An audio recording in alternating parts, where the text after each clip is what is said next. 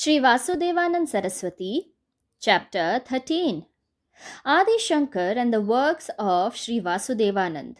Second, on Dattapuranam and other books. There are other works of a different class and dimension written by our saint in Sanskrit and in Marathi, which was his own tongue. Most of them have Lord Dattatreya as their main theme. He has drawn upon the ancient sources of the Sanskrit Puranas and the sacred Marathi Dattacharitras while composing his works. But it once more needs to be repeated that the author of these works, Sri Vasudevanand Saraswati, was, as affirmed by Sri Rangavadut in his Namasudha, and Guru Leelamrut, an incarnation of Bhagwan Dattatreya, and therefore adds a mystic authentic note to his narrations while describing Datta Leelas in them. Of all the works created by him, special reference deserves to be made to his Dvisahasri, Guru Charitram, and Dattapuranam, which form, as it were, a prastantreyi for the devotees of Dattatreya. Through these books, we get an evidence of his deep erudition so far as the study of the Vedas, the Upanishads, and the Puranas, along with that of other sciences like grammar, logic, etc., is concerned. We are also amazed at his skill and mastery in pressing into service the sacred language of Sanskrit for his works. His tikas or commentaries on these works are remarkable for the depth of his thought and his familiarity with the 6 Vedangas or the auxiliary ancient sciences like that of Adi Shankar in the field of transcendental topics. Dattapuranam, his magnum opus, is a masterly treatise in Sanskrit. It has a deeply spiritual status among the world of the followers of this path of Datta Upasana. Many a saint of the prestige of Sri Rangavadut and others undertake parayanas or disciplined holy readings within specific schedules of a week pertaining to this sacred work in order to ensure the spiritual vitality of their soul or the power of tapas.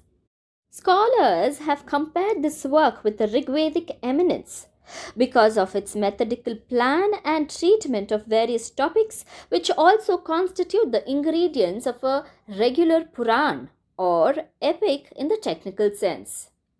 Sri Vasudevanand Saraswati, in the beginning of his scholarly and devotional commentary on this work, has shown to us how this Dattapuranam fulfills the 5 characteristics of an epic. The initial chapters like Atma Puja, Ashtotra Shatanamavali, and Vedapada Stuti prefixed to the Puran reveal to us the author's grip on the 3 principal paths leading towards the union with the Supreme, that is, those of knowledge, worship, and faith.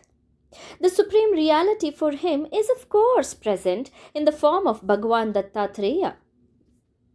He observes in his introduction that this work in praise of Lord Dattatreya, whose grace is revealed in a tangible form to the faithful souls in this Kali age, forms the essence of all the sacred epics and annals and is exposed in 3 features, that is, of knowledge, worship, and faith.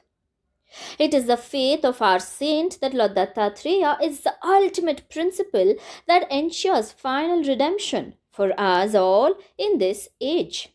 He affirmed it, and that is what he practiced and lived for. Dattapuranam has 8 mandals, and each mandal, that is the group, has 8 adhyayas or cantos. Thus, the whole book has 64 chapters embracing a variety of themes revolving round the central topic of Dattatreya and expounding the principles underlying the triplicity of Jnana, Karma, and Upasana. The whole work is marked by a Vedic scheme of structure and contents, and the reader is overawed by the depth, density, and dimensions of the topics and bows at heart to the divine authorship of it. And yet, one is indeed moved by the modesty of the author when he declares, as ever at the very commencement of it, that he was a mere instrument in the hands of his God while writing the Puranam. The author is Dattatreya himself. One is reminded of the observation by Saint Paul in the Bible, who, when praised for his preaching, modestly remarked, "I speak.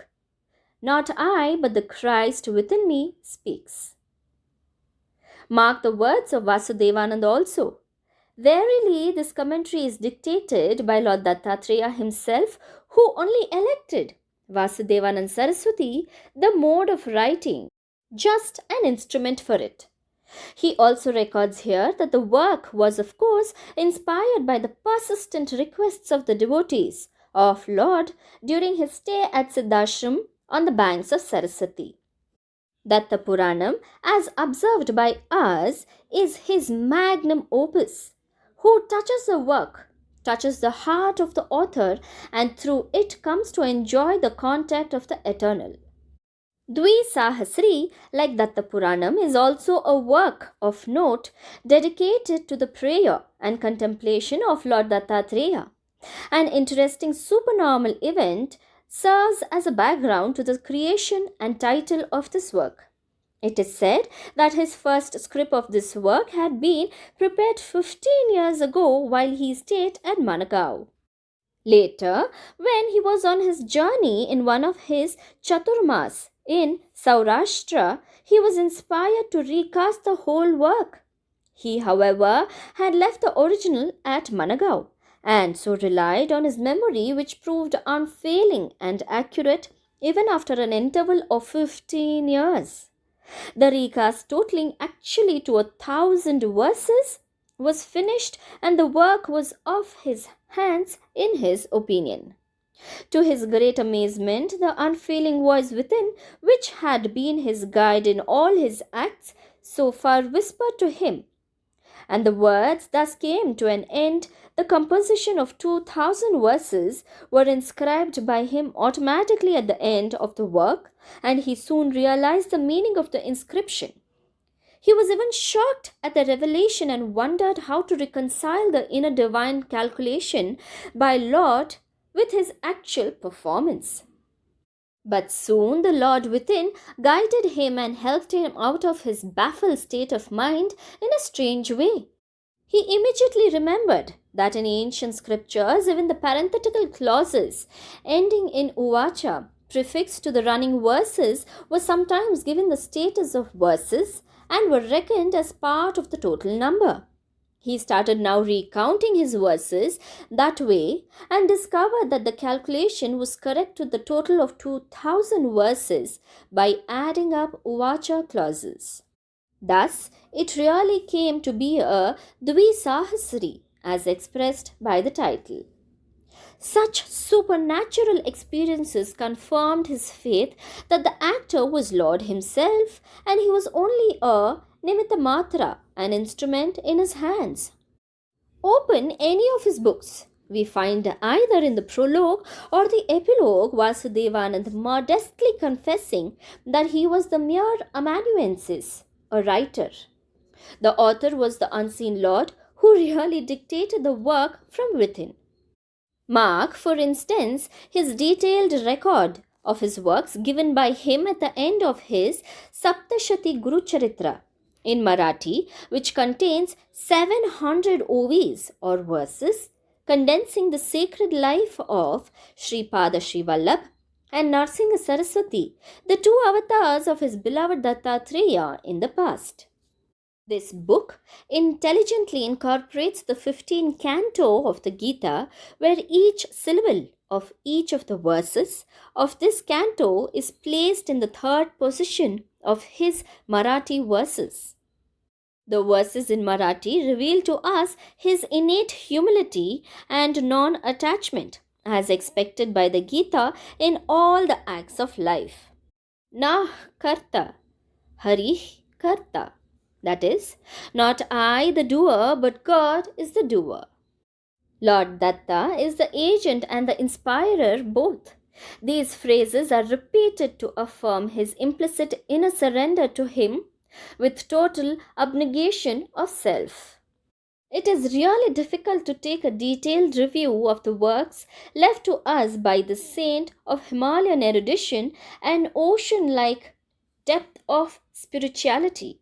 We can only recommend our listeners to go to the source and dive deep into the holy waters of this literature.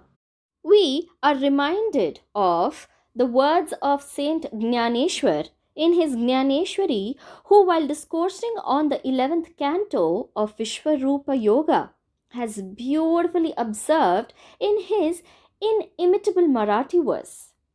He says, anyone who has faith can freely bathe here in the holy confluence of the rivers at this Gita Prayag and can see face to face the divine universal form. He who bathes here and worships the Lord will perform as if the final rites in his life leading to redemption. Jai Tembe Swami.